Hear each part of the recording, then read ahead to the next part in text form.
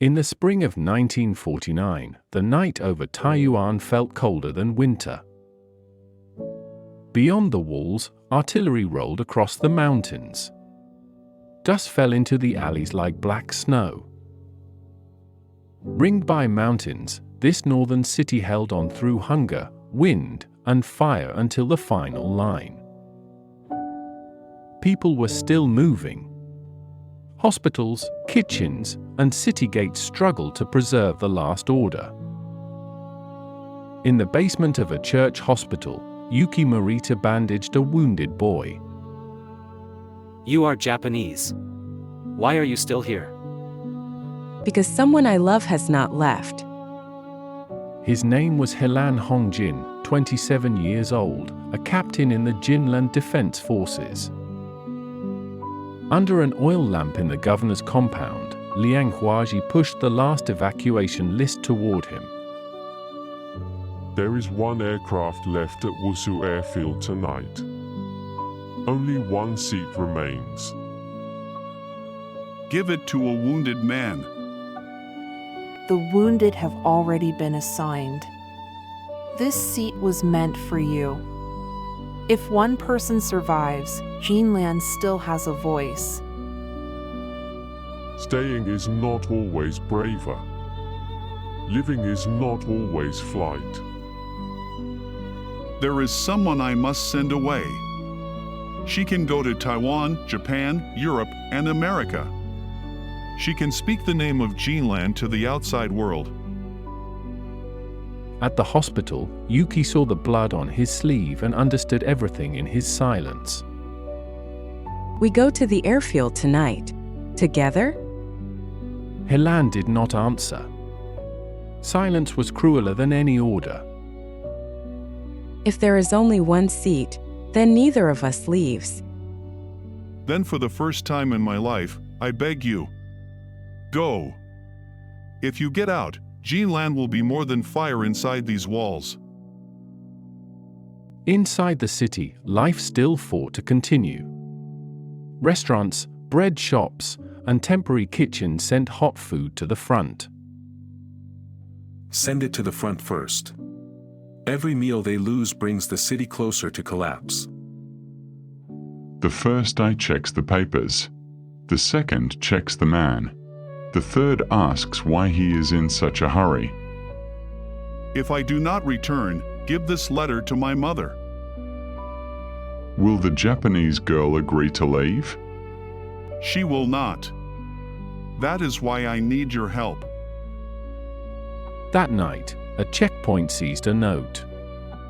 It listed the South Granary rotation, the second post on the airfield road, and the evacuation roster.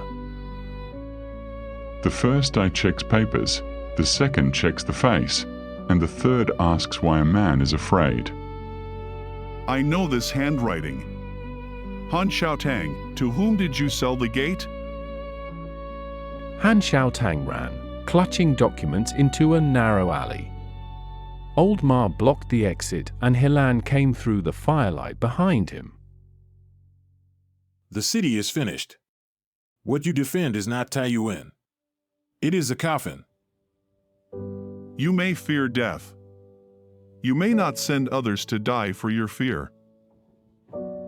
Under the lamp, the intercepted note, granary positions, and airfield route were laid out. What he sold was not a map, but the live still inside the city. You did not sell a piece of paper. You sold the front line's food, the hospital's medicine, and lives on the airfield road. You are sending a woman away too. How are you different from me? I sent her out to live and bear witness. You sent messages out to make others die faster. Deal with him under wartime military law. Before dawn, a single shot sounded beneath the wall. Taiyuan fought not only the guns outside, but the hidden doors within. In the hospital basement, Yukie stopped moving. She understood that each dawn this city survived had been paid for. On the night before farewell, Yukie opened a wooden box, an old photograph, a button, and a pressed apricot blossom. When you first gave me apricot blossoms, you said Taiyuan spring was short but stubborn. I also said that when the war ended, I would take you to see the river. You lied to me. Yes, I lied. Because then I truly believed there would be an afterward. Japan is no longer my home. If you send me so far away, who will I be there? You will be the one who lives, and the one who bears witness. At last he held her. There was only artillery in the distance and dust falling from the roof. At night, the final aircraft waited at Wusu airfield. Cold wind drove dust across the runway. The engine growled, and far-off fire turned white in the smoke. Helan Hongjin, you cannot do this. This is the only thing left that I can do for you. He gave me his seat. You cannot let him stay. Helan Hongjin, have you decided? I am a soldier. My place is inside the city. Then I will hate you. Good. Hate me, but live. After Taiwan, if spring still brings flowers, look once for me. If you reach Japan, Europe, or America, tell them there was once a name called Jinland in Taiwan. She was led up the stairway and looked back again and again. The aircraft began to move. Helan stood in the wind and finally raised his hand in salute. Some farewells are not made for reunion.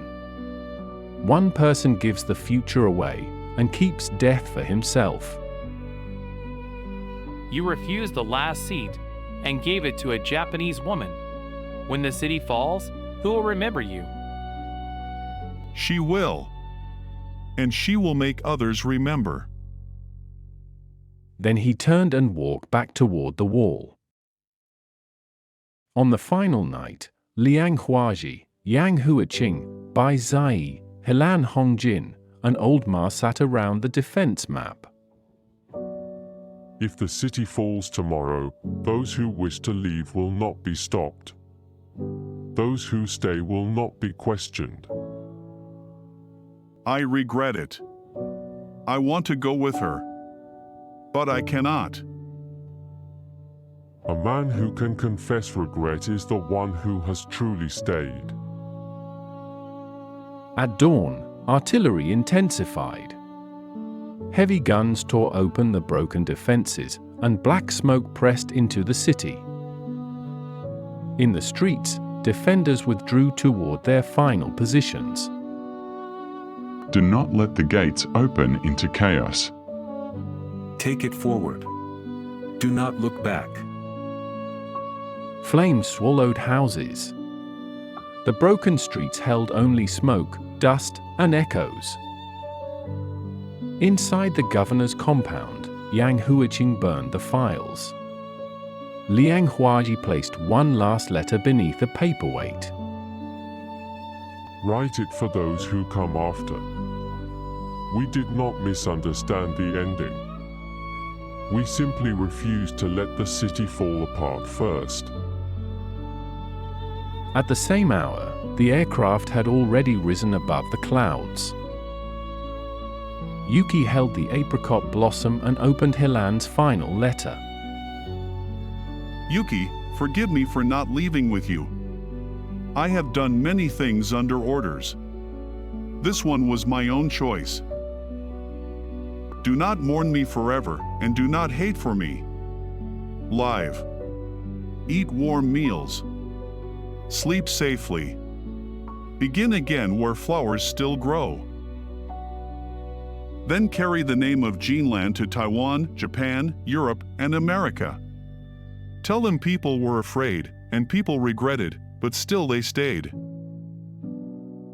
Deep inside the compound, fire rose and ash crossed the empty corridor.